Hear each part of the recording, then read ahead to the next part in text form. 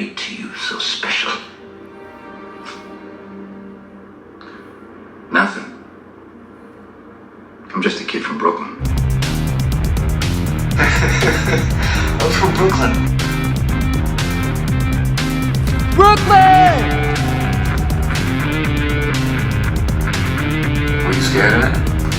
Ah. No, not at all. Nope.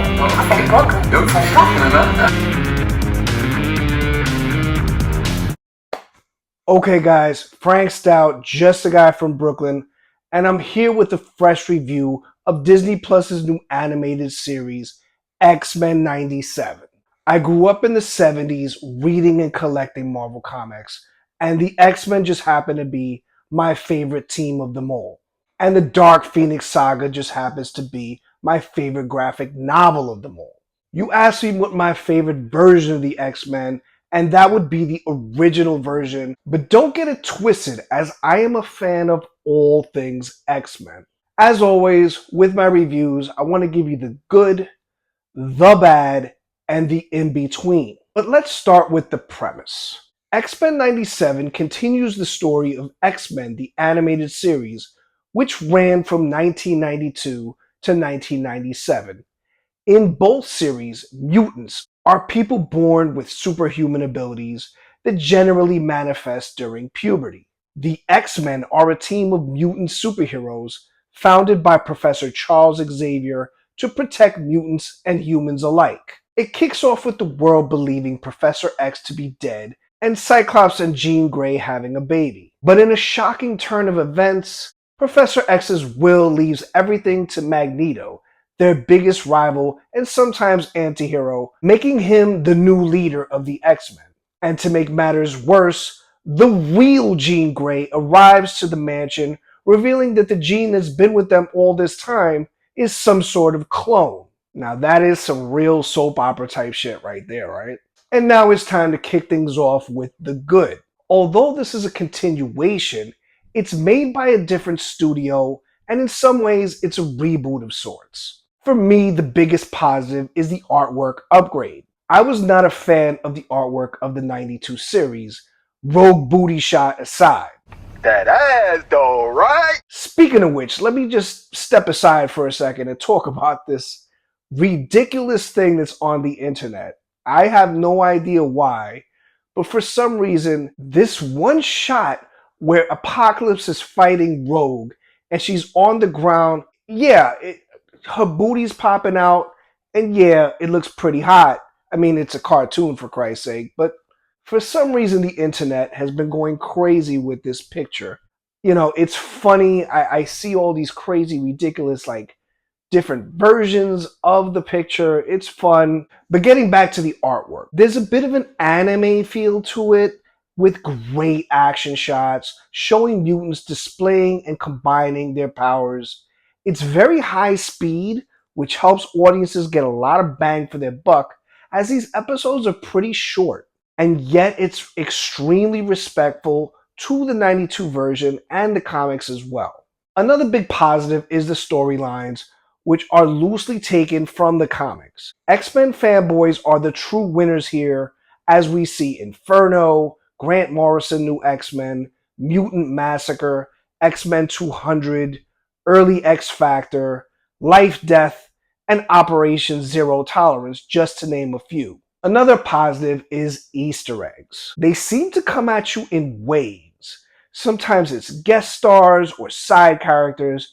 It might just be a character in the background, so you really got to keep your head on a swivel, you know what I'm saying? The X-Man Morph, who shapeshifts into anyone he wants, is pretty much a living Easter egg, as whenever he changes, it's always someone of note. A lot of X-Men characters go through costume changes throughout, which are also Easter eggs from the comics. Last but not least, there's some good drama here. The X-Men have always been a kind of metaphor for civil rights, with Professor X being kind of a Martin Luther King character, and Magneto being your Malcolm X. As I mentioned before, you've got some kind of soap opera stuff, and this has lots of that. There are love triangles everywhere, both new ones and ones left over from the 92 version. All in all, you get a lot for 10 episodes. And now we move on to the bad. This is more personal nitpicking here, but sometimes pulling stuff accurately from the comics isn't always a good thing. Magneto's new costume with sexy shoulder-length gloves is straight from the print, but it hurts my eyes a bit. I've never been a fan of the 92 version of Jubilee. She is annoying as fuck. And now she's no longer the newcomer, being replaced by Sunspot from the New Mutants, who is also a love interest for her. And yet she's still the same old kid character with a little seasoning. Why not give her some actual aging and, more importantly, a power upgrade? Which brings me to my biggest issue of the series, and that is, and I'm going to be talking out the side of my neck a little, is I've been complaining for decades that the X-Men movies feature way too much Wolverine. Sorry, Hugh Jackman, this is not a personal attack on you. I mean, you might as well call them Wolverine and the X-Men like they're the Pips or something. The fuck is a pimp? Why you gotta curse so much? You know, like Gladys Knight and the Pips? Like this. Oh, come on, stop it. Don't do that right now. Don't do that. Oh, the spin? What? Wait a minute. Oh, slide. But on the flip side, with this 97 version of Wolverine, there's way too little Wolverine here. It's shocking the way he's thrown to the side more than a mobster's gumad. And now moving on to the in-between. There's a lot of time travel stuff that really gets deep with characters like Bishop, Cable, Nimrod, and others, which might leave your brain in a twist. Could someone watch this without any prior knowledge of the comics, movies, or the 92 version? Yeah, I guess. But my guess would be that it would be a little confusing. Even if you just have general X-Men knowledge, I'd still recommend you watch the 92 series first. But the good news is that Disney Plus has the entire 92 series in its library. And there's plenty of YouTube videos that sum everything up in minutes if you're pressed for time.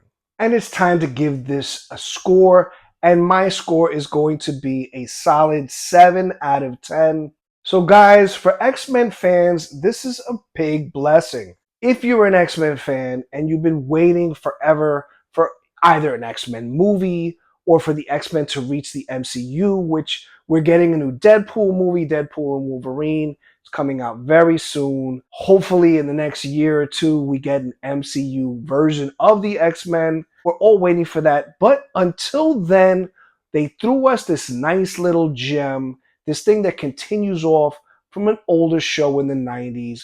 It's fun. They've kind of really upgraded it. I think it looks fantastic. I love the action in it. I love the artwork. I love the storylines. It all works really well. People like me that grew up watching Saturday morning cartoons, this is like a little taste of your childhood. Something you can, the whole family can watch. Children are going to have a ball with it. Adults who know the X-Men are going to have fun with it. So it's all a big thumbs up from me. I say go check it out. So guys, from the city that never sleeps, from the BK, See my face in lights, on my peace, name baby. on marquees found down on Broadway.